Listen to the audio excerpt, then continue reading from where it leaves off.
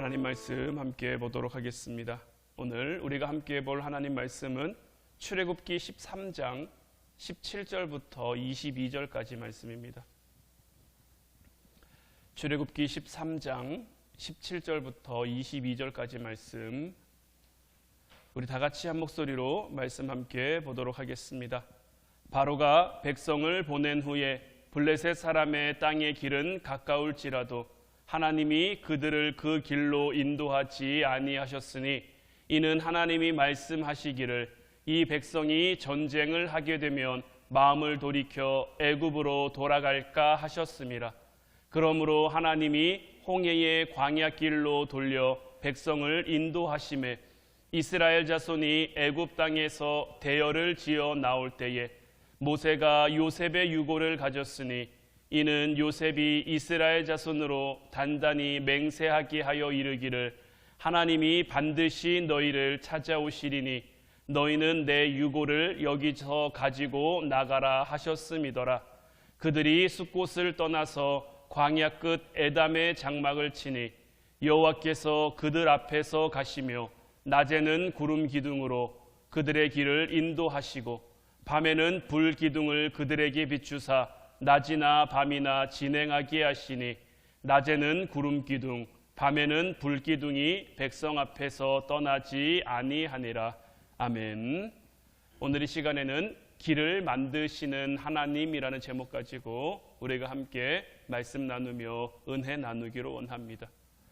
중국이 만든 대표적인 건축물 가운데 만리장성이라는 게 있죠. 정말 만리에 닿을 만큼 굉장히 길게 쌓은 성입니다. 또 로마가 만든 것 중에 로마 가도라는 게 있어요. 종종 이 만리장성과 로마 가도 이 두 가지를 비교하는 글들이 나올 때가 있는데, 진시황이 이 만리장성을 쌓았습니다. 진시황이 만리장성을 쌓은 이유는 무엇입니까? 외적의 침략을 막기 위함이었어요. 그런데 결과적으로 보면요, 이 만리장성을 쌓아서 만리장성으로 인해 외부와 단절됨으로 인해서 다른 곳과 연결될 수 없는 그 부작용을 가지고 왔어요. 반면에 로마가 만든 이 로마 가도는 모든 길은 로마로 통한다라는 그 말이 나올 정도로 주변과의 어떤 교류와 소통이 원활하게 긍정적으로 이루어지는 도구가 됐죠. 만리장성은 정말 인류 역사상 최대의 토목공사라고 불릴 만큼 그 규모가 정말 어마어마했지만, 불행하게도 이 만리장성은 그 성을 쌓은 목적을 달성하지 못했습니다. 진시황은 이 만리장성을 통해 외적의 침입을 막고 그 나라가 보호받기를 원했지만 이 만리장성은 그 나라를 보호해 주지 못했어요. 그러나 로마는 길을 만들었습니다. 그 길을 잘 만든 덕분에 평화와 번영의 시간을 약 200년 이상 누릴 수 있었다는 말이에요. 그래서 만리장성과 로마 가도 이 두 가지가 종종 비교되는 글들이 많이 나오는데, 우리 하나님에게도 이러한 부분이 있는 것 같아요. 우리 하나님은 성을 쌓으시는 분이 아니라 길을 만드시는 분이에요. 출애굽 당시 이스라엘 백성들은 애굽의 압제로 인해서 430년이라는 시간을 고생합니다. 그 긴 세월 동안 그곳에 노예로 있게 돼요. 하나님께서는 그곳에서 고통받는 이들을 위해, 그곳에서 어려움 당하는 이들을 위해 새로운 길을 그들 가운데 허락해 주신 것. 오늘 본문 18절 말씀을 다시 보면, 그러므로 하나님이 홍해의 광야길로 돌려 백성을 인도하심에 이스라엘 자손이 애굽 땅에서 대열을 지나 나왔다라고 기록이 되어 있단 말이에요. 막혀있던 홍해를 갈라 새로운 길을 만들어주신 그 하나님께서 이제 이스라엘 백성들로 하여금 가나안이라는 새로운 꿈을 향해, 새로운 목표를 향해, 새로운 비전을 향해 나아갈 수 있도록 길을 만들어주시고 길을 열어주고 계신 것. 우리의 삶을 통해서도 마찬가지입니다. 하나님은 항상 우리로 하여금 도전하게 하시고, 우리가 우리에게 막혀있는 그 문제나 어려움이나 이런 것들을 뚫어 하나님이 우리에게 목적하신 곳, 하나님이 우리에게 목표하신 곳을 향해 나아갈 수 있도록 길을 만들어 주신단 말이에요. 새로운 길을 만들어 주시고 새로운 길을 열어주시며 개척자로서 나아가게 하시는 그 하나님께서 우리를 어떻게 인도하십니까? 오늘 우리가 함께 본 본문 말씀의 배경은 이 이스라엘 백성들이 애굽에서 나왔습니다. 애굽에서 나왔고 홍해를 아직 건너기 직전의 그 상황입니다. 이들의 앞길을 홍해가 막았어요. 그 홍해 앞에서 이스라엘 백성들이 어떻게 합니까? 하나님을 향해서 원망하죠. 모세를 향해서 원망하죠. 왜 하나님은 우리를 이곳으로 인도해서 이 홍해에서 다 죽게 하는가? 이들이 왜 이런 얘기를 합니까? 앞에는 홍해가 막혀 있고 뒤에서는 애굽의 철병거가 쫓아오고 있으니까요. 이리 가지도 못하고 저리 돌아가지도 못하는 그 상황 속에서 우리가 다 죽게 됐구나. 하나님께서는 이들을 향해 홍해를 열어주셨단 말이에요. 홍해를 열어주셔서 이들이 바닷길을 건너게 됐어요. 홍해를 건널 때 이들의 마음은 어땠을까요? 와, 이제 우리가 금방이라도 가나안 땅에 도착할 수 있겠구나. 하나님이 약속하신 그 젖과 꿀이 흐르는 땅을 우리가 누릴 수 있겠구나. 그런데 어떻습니까? 이들이 홍해를 건넜다고 해서 모든 것이 다 끝납니까? 이들이 홍해를 건넜다고 해서 모든 것이 다 완성되고 모든 것이 다 이루어집니까? 이들의 생각처럼 이들의 마음처럼 금방 가나안 땅에 도달할 수 있습니까? 그게 아니죠. 홍해를 건너는 것은 이들의 광야 여정의 그저 시작일 뿐이죠. 홍해를 건너면서 이들의 본격적인 광야 생활이 시작되게 될 거예요.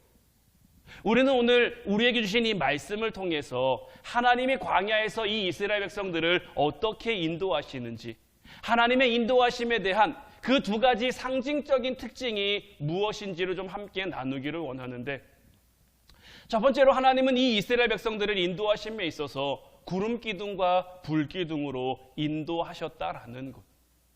오늘 본문 21절 말씀 보면 여호와께서 그들 앞에서 가시며 낮에는 구름 기둥으로 그들의 길을 인도하시고 밤에는 불 기둥을 그들에게 비추사 낮이나 밤이나 진행하게 하셨다라고 되어 있는데, 제가 전에 한번 말씀드린 것 같아요. 구름 기둥과 불 기둥은 하나일까요? 두 개일까요?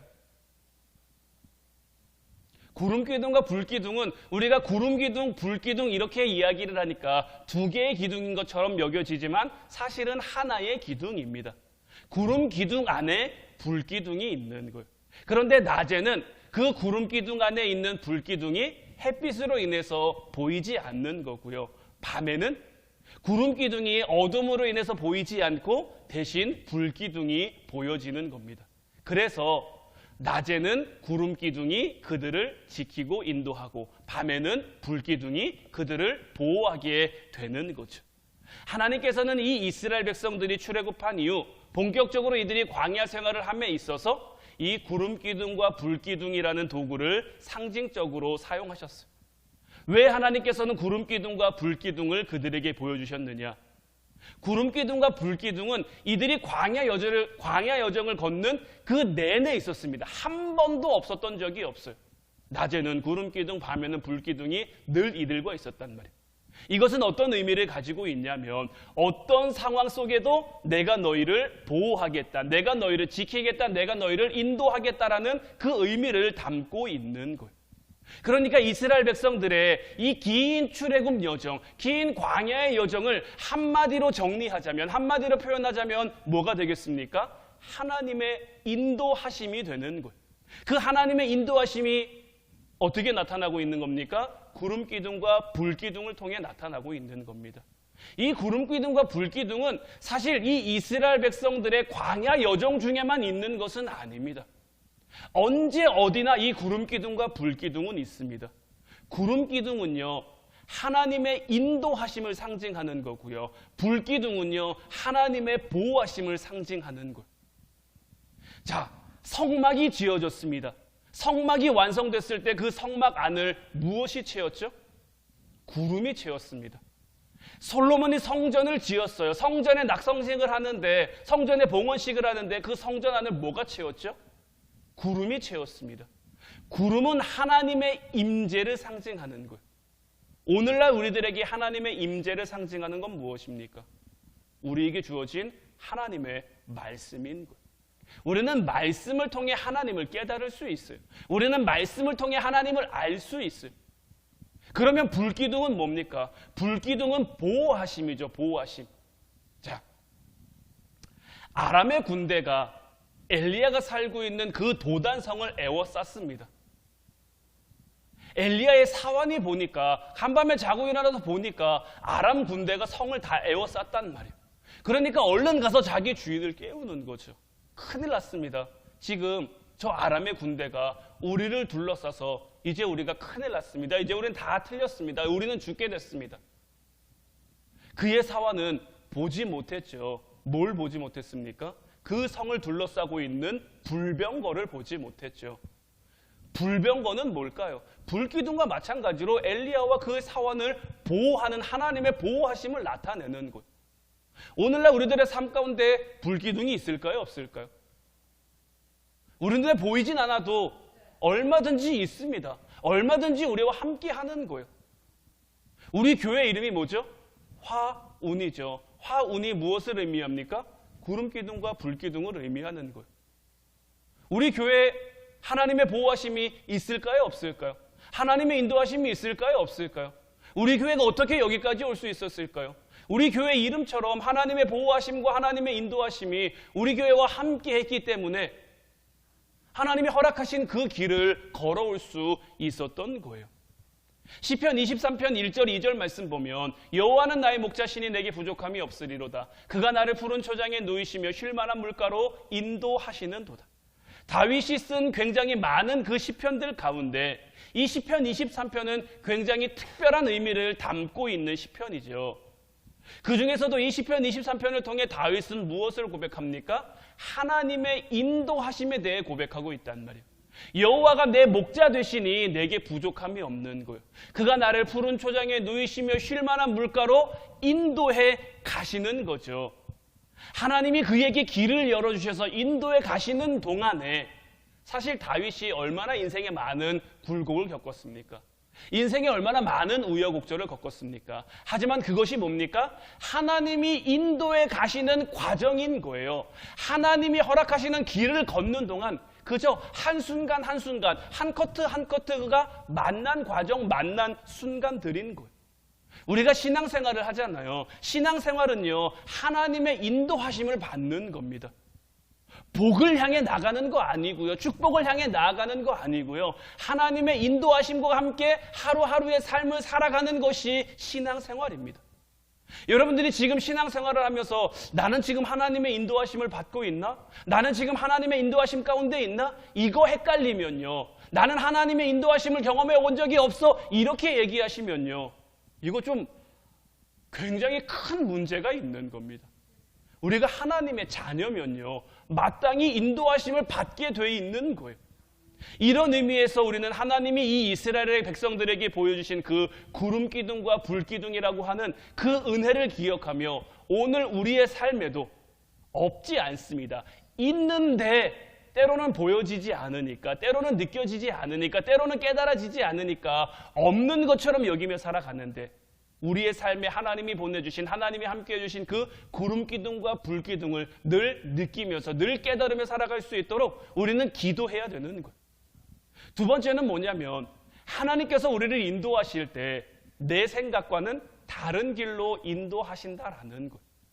구름기둥과 불기둥으로 인도하시는데 내 생각처럼 인도해 주시면 얼마나 좋을까요? 내가 바라는 대로, 내가 원하는 대로, 내가 구하는 대로 좀 인도해 주시면 참 좋을 것 같은데 내 생각과는 다른 길로 인도하실 때가 많다라는 거예요.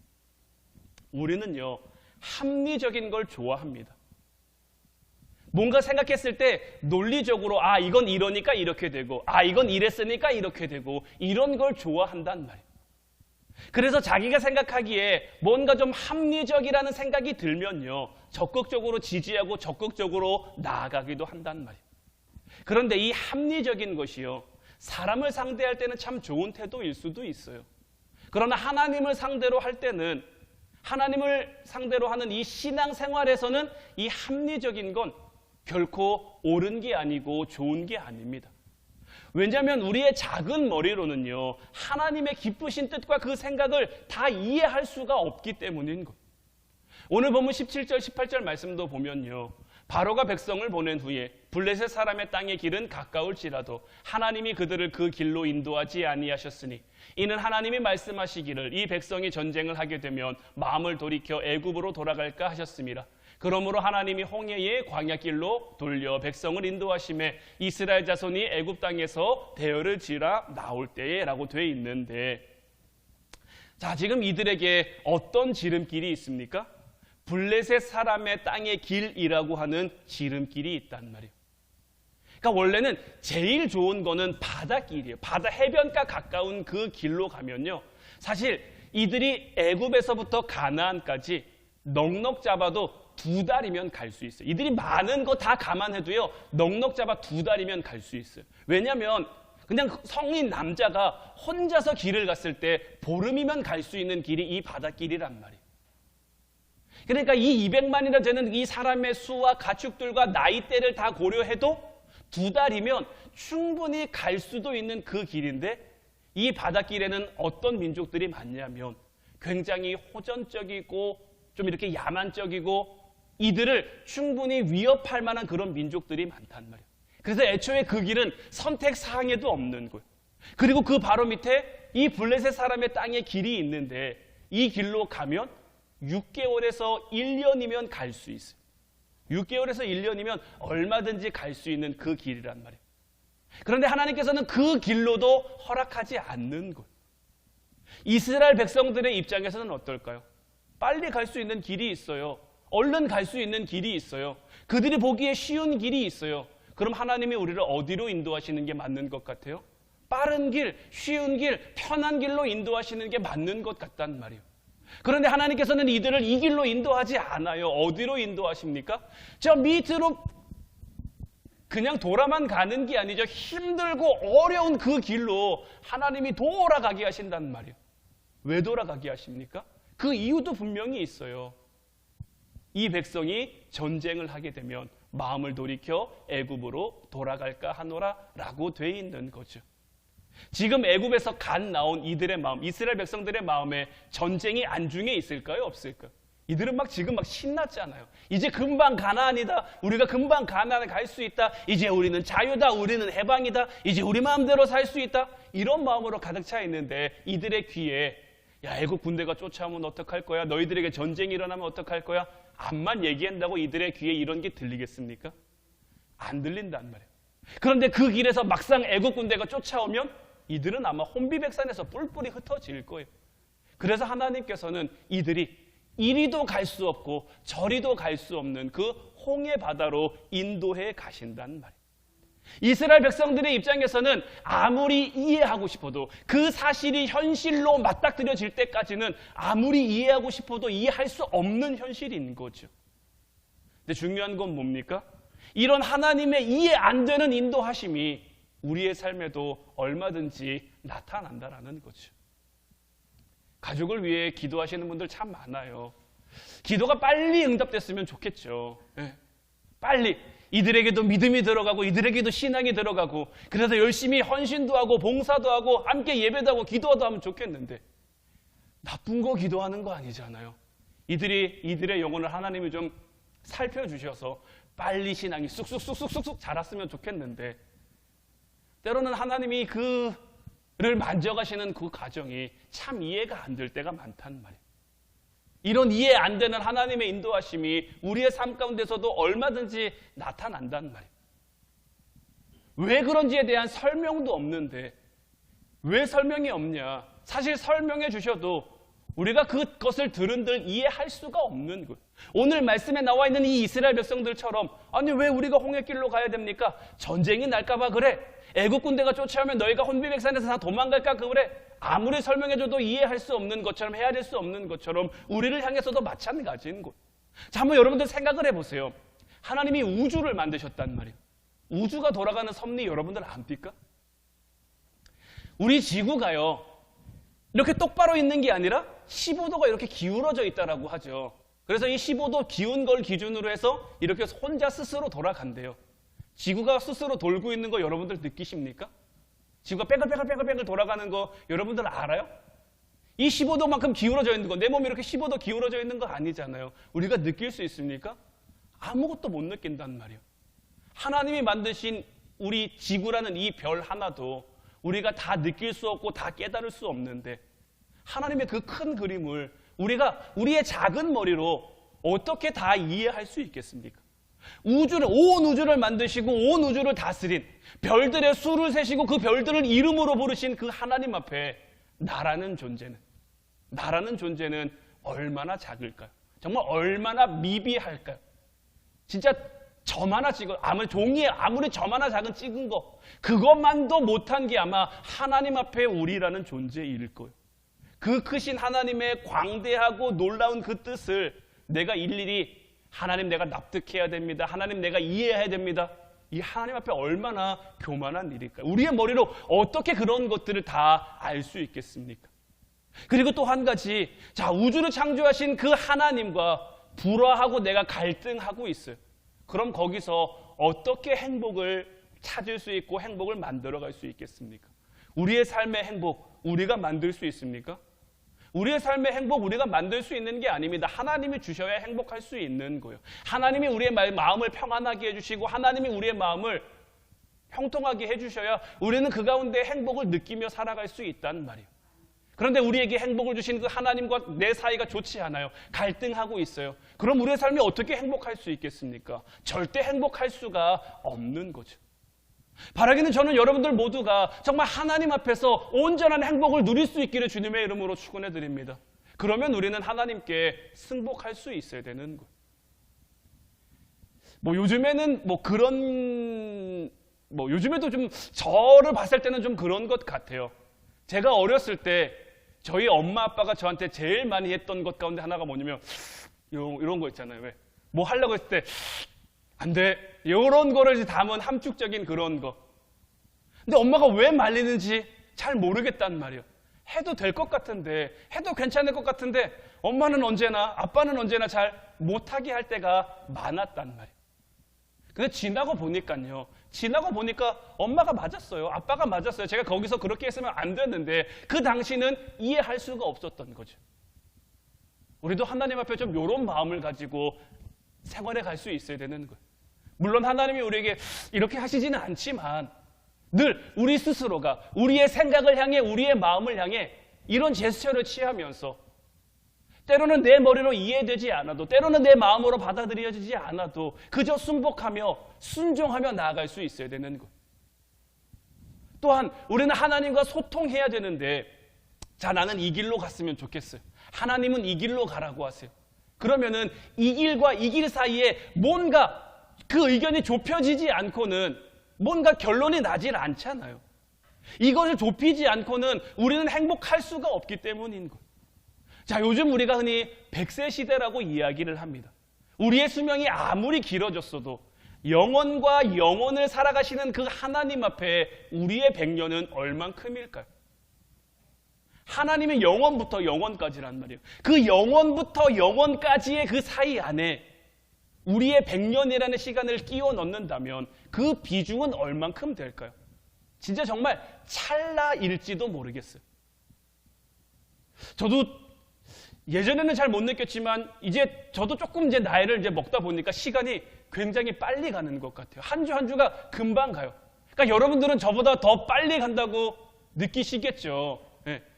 우리에게도 시간이 이렇게 빨리 간다고 느껴지는데 하나님에게는 어떨까요?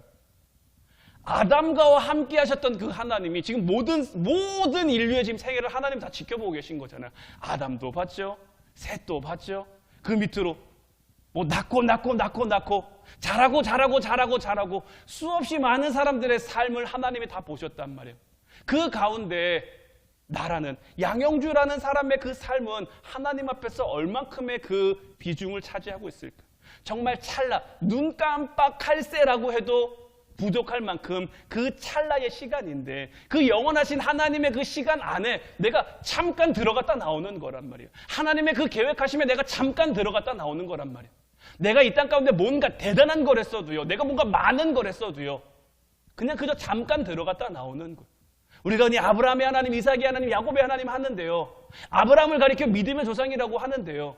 그들도 우리보다는 훨씬 긴 시간을 살았죠. 하지만 결국 그들의 삶도 뭡니까? 찰나요. 잠깐 들어갔다 오는 거예요. 하나님의 계획하심 속에 잠깐 들어갔다 오는데 그 잠깐 들어갔다 오는 그 과정이 순종의 삶이냐, 불순종의 삶이냐. 우리에게 길을 만들어주신 그 하나님이 허락하신 길을 걸어가느냐, 아니면 그 길을 막고 그 길을 반대하고 내가 걷고 싶은 길, 내가 원하는 길, 그 길로 걸어가느냐. 우리의 인생은 여기서 갈려버리는 거예요. 영원하신 하나님의 그 계획하심 속에 우리가 잠깐 들어갔다 오는데 하나님의 그 놀라운 뜻, 하나님의 그 위대하신 뜻을 우리가 어찌 다 알 수 있겠습니까? 그 잠깐 가지고 이해하려는 게 욕심이고 말이 안 되는 그런 상황인 거죠. 그러니 이해가 안 되고 받아들여지지 않더라도 납득하는 게 맞는 거예요. 그 큰 그림 속에서 우리는 작은 부분을 차지하고 있으니까요. 제가 어렸을 때 강릉에 살았잖아요. 강릉은 단오제를 굉장히 크게 합니다. 단오제를 굉장히 크게 하는데 이 단오제의 백미 중에 하나가 뭐냐면 강릉에는 축구를 잘하는 고등학교가 2개가 있어요. 지금은 이름을 다 바꿨는데 제가 있을 때는 강릉농고, 강릉상고, 이 두 고등학교가 굉장히 축구를 잘하고 또 강릉시의 어떤 모든 상권의 절반 이상을 이 두 학교 출신이 다 잡고 있단 말이에요. 그러다 보니까 이 두 학교가 단오제 때마다 축구 시합을 하는데 이 축구 시합이 굉장히 경쟁이 치열해요. 근데 축구 시합만 경쟁이 치열한 게 아니라 이 두 학교가 둘 다 뭘 잘했냐면요. 그 카드 섹션이라는 거 아시죠? 카드로 뭐 색깔도 바꾸고 그 카드를 이용해서 그림도 만들고 이렇게 응원하는 걸 굉장히 잘했어요. 그러니까 이 얘네는요. 단오제가 보통 5월 달에 있거든요. 3월에 학기를 시작하잖아요. 3월부터 수업 안 하고 이것만 해요. 3월부터 5월까지 이거 하고 이게 끝나면 그때부터 1학기 수업을 해요. 그만큼 여기에 목숨 걸고 이만큼 여기에 열심을 하는 거죠. 그러다 보니까 수준도 굉장히 높아요. 그러니까 그 수백 명의 학생들이 하나의 어떤 그 카드를 들고 큰 그림을 만드는 거죠. 한 명 한 명의 카드로는 이 카드가 어떤 그림을 만드는지, 어떤 색깔을 만드는지, 어떤 조화를 만드는지 알 수 없어요. 그런데 언제 알 수 있습니까? 멀리서 큰 그림을 바라보면요. 와, 멋지다. 와, 잘한다. 이런 이야기가 절로 나온단 말이에요. 영원을 살아가시는 그 하나님, 그 영원을 계획하고 영원을 이끌어가시는 그 하나님의 계획하심 속에 우리는 작은 카드 하나일 뿐인 거예요. 우리 카드 한 장만 가지고는 하나님이 그리고자 하는 것이 무엇인지 다 이해되지 않고 다 받아들여지지 않지만 그 큰 그림을 우리가 볼 수 있게 되면 다윗이 시편 23편을 통해 고백하는 것이 바로 이런 부분인 거예요. 그의 한순간 한순간 한 커트 한 커트 이걸로는 하나님이 어찌 다윗과 함께 하신다고 고백할 수 있을까요? 다윗을 어찌 사랑한다고 고백할 수 있을까요? 늘 도망 다니는데요. 늘 불안한데요. 늘 염려가 많을 수밖에 없는데요. 이런 삶을 어찌 하나님이 인도하시는 삶이라고 할 수 있겠습니까? 그러나 그 다윗이 자기의 삶을 큰 그림으로 보니까요. 전체 하나님의 계획하심이라는 그 그림으로 보니까 너무나 아름다운 그림인 거죠. 너무나 멋진 그림인 거죠. 이런 작품이 어디에도 없는 거죠. 그러니 어떻게 고백할 수밖에 없는 겁니까? 여호와는 나의 목자시니 내게 부족함이 없습니다. 내가 정말 내 삶을 통틀어도 내 삶엔 부족함이 없었습니다. 왜 그렇습니까? 하나님이 언제나 나와 함께 하시며 나를 이끄셨으니까요. 불기둥과 구름기둥으로 그의 삶을 인도하시며 지키시며 함께 하셨으니까요. 이런 삶을 살아가니까, 이런 삶을 깨달으니까 그 고백 안 할 수가 없는 거죠. 이제 바라기는 우리를 향해서도 길을 만들어주신 그 하나님을 향해 다윗과 같은 고백할 수 있는 저와 여러분들 되시기를 주님의 이름으로 축원해드립니다. 하나님께서는 우리의 삶을 통해서도 굉장히 아름다운 작품, 굉장히 멋진 작품, 하나님의 영광이 되는 그 계획을 이루어 가고 계신 줄로 믿어요. 이제 그 삶을 살아가면서 하나님의 이끄심에, 하나님의 인도하심에 순종하며 우리에게 만들어주신 그 길을 그대로 걸어갈 수 있는 이스라엘 백성들도 구름기둥과 불기둥이 인도하는 대로 그대로 갔을 때 먹을 음식도 얻을 수 있었고 마실 물도 얻을 수 있었고 그들의 대적이 쳐들어와도 이기고 물리칠 수 있었고 어떤 어려움도 견뎌내며 끝내 하나님이 작정하신 하나님이 계획하신 가나안 땅에 다다를 수 있었던 것처럼 이제 우리의 삶도 그러한 삶 되어 하나님께 영광 돌리며 우리의 삶도 다윗처럼 고백하며 하나님의 인도하심, 하나님의 함께하심을 늘 예배하는 저와 여러분들 될 수 있기를 주님의 이름으로 축원해 드립니다. 이제 우리 같이 찬양하고 기도하기를 원하는데 오늘 이 시간에는 하나님은 너를 만드신 분, 이 찬양 함께 고백했으면 좋겠어요. 하나님께서 우리를 만드셨기 때문에 그 누구보다 우리를 가장 많이 알고 계시고요. 우리를 가장 깊이 이해하시는 것. 때로는 하나님의 생각이, 하나님의 마음이 우리에게 다 헤아려지지 않더라도 그의 생각은 셀 수 없고요. 그의 자비는 무궁하고요. 그의 성실은 날마다 새롭기에, 그의 사랑은 끝이 없기에 그 사랑으로, 그 자비하심으로, 그 성실하심으로 우리를 만들어 가시고 우리를 이끌어 가신다라는 것. 이제 믿음으로 고백하고 이제 믿음으로 살아가고 믿음으로 하나님의 뜻을 이루어 가길 원합니다. 우리 찬양하고 오늘도 간절히 기도하도록 하겠습니다.